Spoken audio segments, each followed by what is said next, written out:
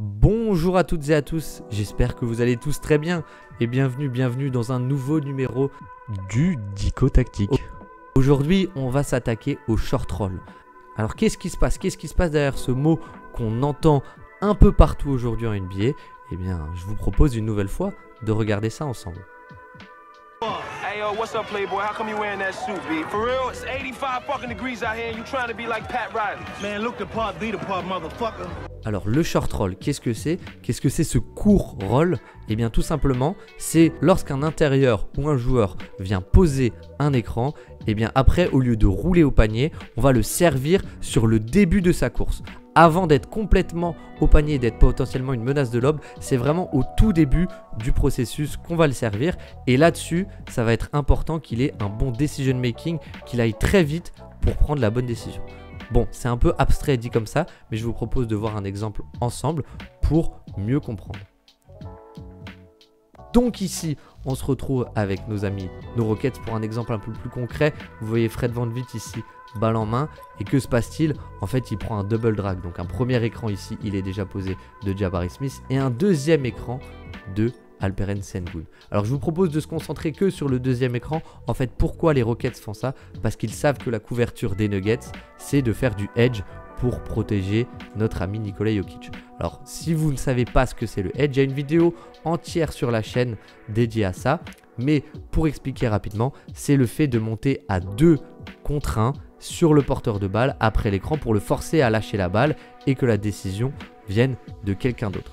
Donc ici, vous le voyez, Nikola Jokic est prêt à sortir sur notre ami Fred VanVleet. Et donc, que se passe-t-il? On est 2 sur le ballon. Et donc, eh bien, il y a une passe ici qui est ouverte, une pocket pass pour Alperen Sengun.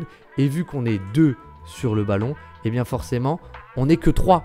On n'est que 3 à gérer ici. Aaron Gordon, Kentavious Caldwell-Pope et Reggie Jackson, à gérer 4 attaquants avec Alperen Sengun, Dillon Brooks, Jalen Green et Jabari Smith Jr.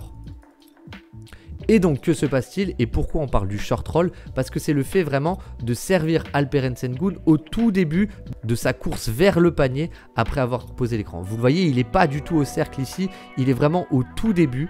Et donc, le servir rapidement, ça va faire que pendant un instant, il y a ce fameux 4 contre 3 à exploiter. Et l'importance du short roll, c'est d'avoir un processus assez rapide pour exploiter ce 4 contre 3 avant que Nikola Jokic revienne. Alors vous voyez ici, Nikola Jokic essaie de contester la passe avec son pied ici. C'est un peu sa spéciale. Mais donc que se passe-t-il? On sert Alperen Sengun et là vous le voyez, il faut process très rapidement pour prendre la décision avant que Nikola Jokic puisse revenir et que notre ami KCP fasse la rotation. Et donc que se passe-t-il? On a un cut de Jalen Green, la très bonne passe de Sengun pour le cut et un excellent tir trouvé pour notre ami Jalen Green qui est manqué, mais c'est un excellent tir quand même. Ok, alors je vous propose de voir une deuxième configuration qui est ressemblante mais pas tout à fait pareille avec notre duo des Knicks préférés, Jalen Brunson et Isaiah Hartenstein. Et donc sur ce match, en fait, Jalen Brunson est extrêmement en réussite et les Pacers qui d'habitude font du drop sont obligés de sortir et de faire même pas du edge mais carrément du blitz. Regardez, ici on a carrément un 2 contre 1 avec Miles Turner et donc vous le voyez, il y a cette fameuse pocket pass qui est disponible pour Isaiah Hartenstein.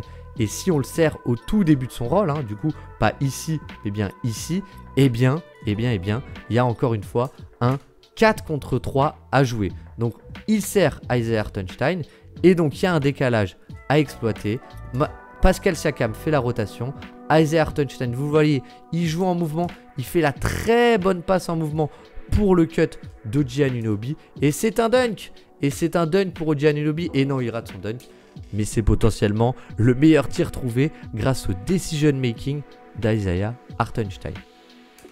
Alors, un autre exemple tout de suite avec nos amis les Cavs, avec Darius Garland et Jarrett Allen. Le jeu à 2 face aux Kings, dont Domantas Sabonis qui défend Jarrett Allen.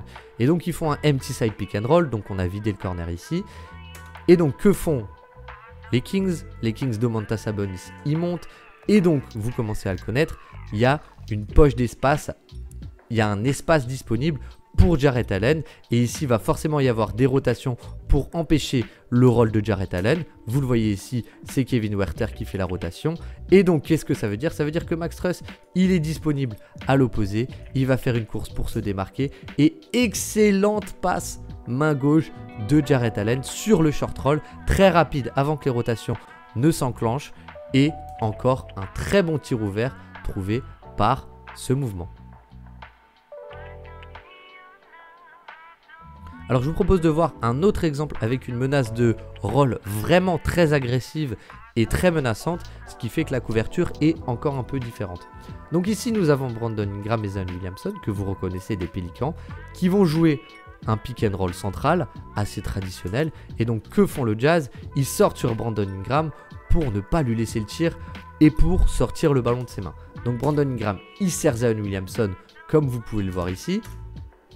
Et Zion Williamson, on veut surtout pas le laisser driver, le laisser prendre de la vitesse. Donc qu'est-ce qui se passe? Eh bien c'est à Lauri Markkanen normalement de faire la rotation et de venir boucher l'espace. Il ne la fait pas très bien, mais quand même il redescend pour couvrir potentiellement ici, puisque Walker Kessler a fait la rotation ici et vient s'interposer sur le drive de Zion Williamson. Et là, très bonne décision de Zion Williamson qui trouve notre ami Trey Murphy pour un tir ouvert. Et c'est ficelle. Et c'est ficelle. Alors je vous propose de voir un dernier exemple pour vous montrer vraiment les qualités qui sont requises pour jouer ce short roll. C'est pas forcément les qualités classiques d'un intérieur, d'être une menace de lob très agressive ou d'être un gros finisseur sur ce fameux roll, mais c'est plutôt de la capacité de jouer en mouvement et vraiment du processus de se repérer dans l'espace et de savoir où sont ses coéquipiers et de prendre cette décision très rapidement justement pour exploiter ce décalage. Donc ici, nous avons nos amis les Timberwolves avec Kyle Anderson, et je prends cet exemple parce que je l'aime bien, parce que Kyle Anderson, son surnom c'est Slow-Mo, et c'est pas du tout une menace sur le roll justement, c'est pas du tout une menace agressive comme on pourrait penser à un Daniel Gafford par exemple du côté des Mavs. Donc que se passe-t-il? Nous avons nos Mavs avec Derek Lively qui vient monter, faire du coup du hard edge sur notre ami Anthony Edwards. Et là vous le voyez, il a même pas entamé son rôle, notre ami Slow-Mo, notre ami Kyle Anderson, que Anthony Edwards libère. Et donc que se passe-t-il? Eh bien il prend un dribble et forcément c'est la défense des Mavs, on fait des early help. Et donc PJ Washington que vous voyez ici l'attend dans la raquette. Et évidemment il fait la rotation pour couvrir le rôle de Derek Lively. Et donc que fait Kyle Anderson? Eh bien excellente décision. Il fait le kick-out dans le corner après avoir bien fixé. Et c'est un 3 points ouvert pour notre ami Karl Anthony Towns. Donc voilà, j'espère que... Donc voilà, on a fini, on a fait le tour de ce fameux short roll et de la décision sur short roll. J'espère que ça vous a parlé, que vous avez compris et que ce short roll n'a plus aucun secret pour vous.